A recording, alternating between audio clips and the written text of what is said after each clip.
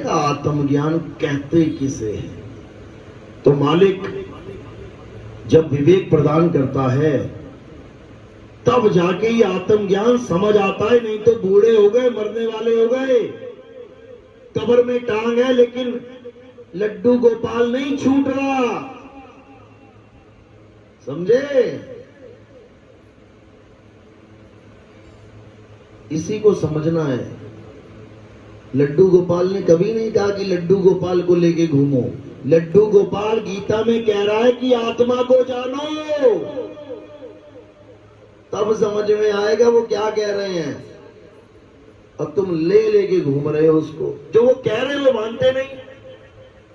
एक पिता के पुत्र नहीं हो रहा था, बड़ी मन्नतें मांगी, भैया भगवान एक दे दो बच्चा, एक दे दो, हो गया। अब ऐसा बच्चा हुआ कि बचपन से जवानी तक पिता ने जो बोला कभी माना ही नहीं, लेकिन रोज सुबह उठ के पिताजी के पैर छू के चला जाता बाहर। जो पिता ने कहा बेटा ये काम करना है, कान के पीछे, कभी किया ही नहीं, लेकिन रोज सुबह उठ के पिताजी के पैर छू के चला जाए। तो पिताजी जब बैठेगा गांव में नुक्कड़ पे बातें करेगा लोगों के साथ, तो क्या कहेगा? बड़ा अच्छा बेटा है मेरा। क्या बोलेगा? मैं बहुत भाग्यवान हूं जो इतनी मन्नतें मांगने के बाद ऐसा पुत्र मिला है। क्या करेगा? अरे ऐसा निकम्मा मिल गया है, इससे अच्छा तो होता ही नहीं। तो तुम्हारा वही हाल है। तुम जाते हो, कृष्ण जी के पैर छूते हो, निकल जाते हो, फिर सुबह होती है, कृष्ण जी के पैर छूते हो, निकल जाते हो, और जो कृष्ण जी कह रहे हैं वो तुम मानते नहीं। वो तुम मानते नहीं क्योंकि जानते ही नहीं। क्यों नहीं जानते? क्योंकि किसी ने बताया ही नहीं, सबने पुजवाया है। केवल मूर्ति पूजा करवाई है तुम्हारी कृष्ण जी के नाम पे, गीता का ज्ञान किसी ने सुनाया ही नहीं। और अगर सुनाया भी तो फिर पूजा पत्थर की करवा दी।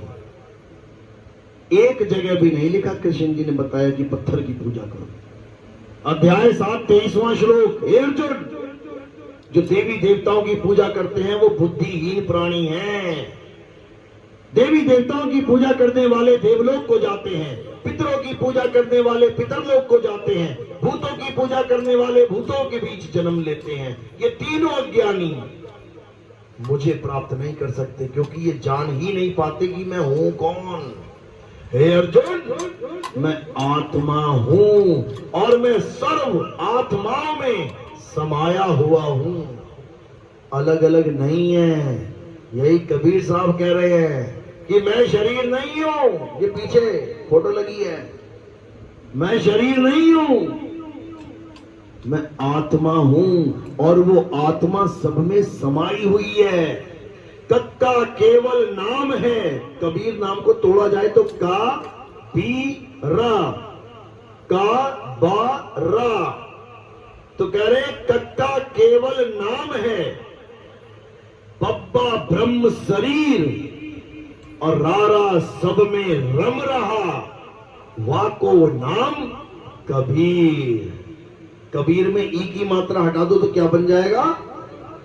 कबर। ये सामने कबर दिख रही है तुम्हें, इस कबर में जो गया वो है कबीर। ई यानी ईश्वर।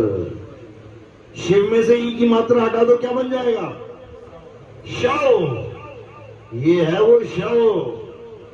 शव कैसे चल रहा है? जब ई आ गया उसमें। ई यानी ईश्वर, यानी आत्मा।